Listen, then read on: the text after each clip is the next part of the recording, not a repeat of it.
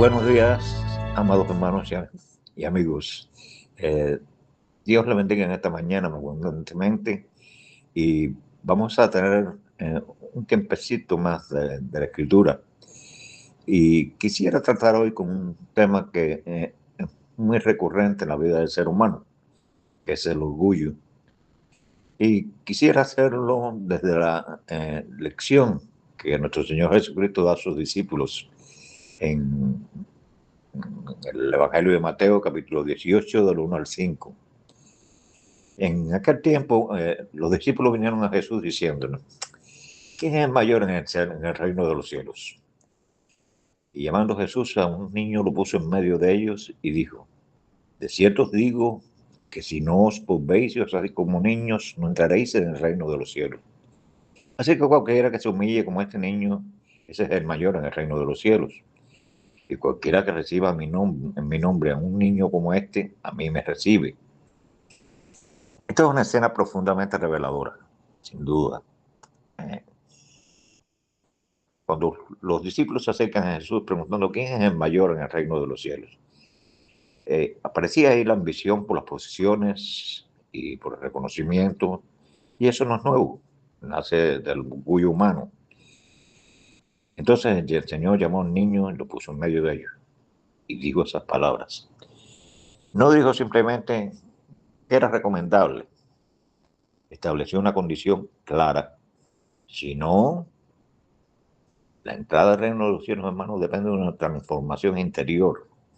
No se trata de un infantilismo espiritual, sino de recuperar aquellas cualidades puras que caracterizan a un niño y que el adulto endurecido ya por el orgullo, por la autosuficiencia esa que nos ha impregnado la vida secular, la vida mundana, hemos perdido. Analicemos entonces lo que no significa ser como niño y lo que sí significa, confirmándolo a través de la escritura. En primer lugar, vamos a ver 5 puntos. Lo que Jesús no quiso decir fue infantilismo espiritual. Ser como un niño no implica inmadurez constante. La Biblia condena la falta de crecimiento espiritual. Pablo escribió: cuando yo era niño hablaba como un niño, pero cuando ya fui hombre dejé lo que era de niño. En 1 Corintios 13:11. Hay actitudes negativas que deben superarse. El niño puede ser caprichoso cuando no tiene lo que desea, llora, se altera. De igual manera, algunos creyentes se molestan cuando las cosas no se hacen a su gusto. Se olvidan que el reino no gira alrededor de preferencias personales, sino de la voluntad de Dios. El niño también puede ser inestable, es distraído con facilidad o influenciado. Pablo advierte que no debemos ser niños fluctuantes, llevados por doquier de todo viento de doctrina, en Efesios 4:14. Permanecer en la ignorancia voluntaria, eso es peligroso. En Hebreos 5, del 12 al 14, reprende a quienes teniendo tiempo suficiente aún necesitan la leche y no el alimento sólido. Además, el niño pequeño no distingue entre lo limpio y lo sucio, tampoco cualquier cosa sin discernimiento. Espiritualmente esto ocurre cuando no diferenciamos entre lo sano y lo profano, entre la luz y las tinieblas. Dios demanda pureza y crecimiento, no estancamiento. Por tanto, Cristo nos llama a la madurez. No nos llama a la inmadurez, perdón, sino a una transformación profunda del carácter, la humildad, el segundo principio, el fundamento del carácter del niño. El rasgo principal que Jesús destaca es la humildad del niño. Así que cualquiera que se humille como este niño es el mayor en el reino de los cielos. El niño reconoce su dependencia, no presume autosuficiencia. Jesús enseñó que la grandeza de su reino es diferente a la del mundo. El que quiera hacerse grande entre vosotros, dijo, será vuestro servidor. Él mismo lavó los pies de los discípulos en Juan 13, de 3 al 5, mostrando que la verdadera autoridad se expresa en servicio. La humildad implica considerar a los demás como superiores, en Filipenses 2:3. Vivir con mansedumbre y paciencia y revestirse de humildad. Sin esta actitud, hermanos, nadie puede agradar a Dios, porque Dios resiste a los soberbios, dice Santiago. El niño humilde depende, el adulto orgulloso confía en sí mismo. Pero en Proverbios 14:12 advierte que el camino que parece derecho al hombre puede terminar en muerte. El tercer principio es la dependencia total de Dios. Un niño no puede sostenerse solo. Es imposible. Necesita una guía, un alimento, protección. Así el creyente reconoce que sin Dios nada puede hacer. Jesús enseñó a confiar en el Padre para las necesidades diarias.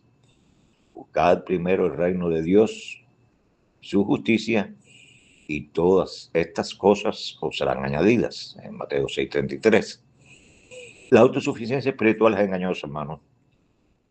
Jeremías 10:23 declara que no está en el hombre dirigir sus propios pasos. La actitud correcta es la de el salmista cuando dice: Jehová es mi pastor, nada me faltará, en ese precioso Salmo 23. Volverse como niño implica reconocer nuestra total dependencia del cuidado divino. Cuarto principio: deseo intenso por crecer y aprender. El niño sano tiene hambre constante. La leche es esencial para su desarrollo. De igual manera, el apóstol Pedro exhorta: desear ser como niños recién nacidos, la leche espiritual no adulterada, para que por ella crezcáis para salvación. Primera de Pedro, capítulo 2, versículo 2. Recordando que hemos nacido de nuevo por la palabra de Dios. El crecimiento espiritual no es automático, requiere alimento constante. El creyente que pierde el deseo por la palabra comienza a debilitarse.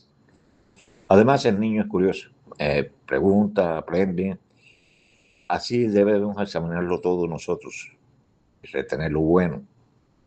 El discípulo verdadero nunca deja de aprender, hermano. Busca entender la voluntad de Dios con diligencia. Eso dice Hechos 17:11. El principio número 5 y último es la pureza y ausencia de malicia. Primera de Corintios 14:20, dice el apóstol Pablo: el niño no guarda rencor prolongado, se ofende y pronto olvida. El amor verdadero no guarda rencor. Cristo enseñó a perdonar 70 veces 7. Y precisamente en el mismo contexto donde habló del niño, el corazón infantil carece de dobleces. No maquina engaños. Jesús declaró que de los tales es el reino de los cielos. No se trata de ignorancia, se trata de una pureza interior, de algo que está en nuestro corazón. El Señor decía en sus bienaventuranzas: bienaventurados los de limpio corazón, porque ellos verán a Dios. Un nuevo comienzo, hermanos, es el comienzo de todo. Es el nuevo nacimiento que vivimos. Para ser como niños espiritualmente es indispensable nacer de nuevo. Jesús le dijo a Nicodemo: el que no naciere de nuevo no puede ver el reino de Dios. En Juan 3, versículo 3. El nuevo nacimiento marca el inicio de una vida transformada.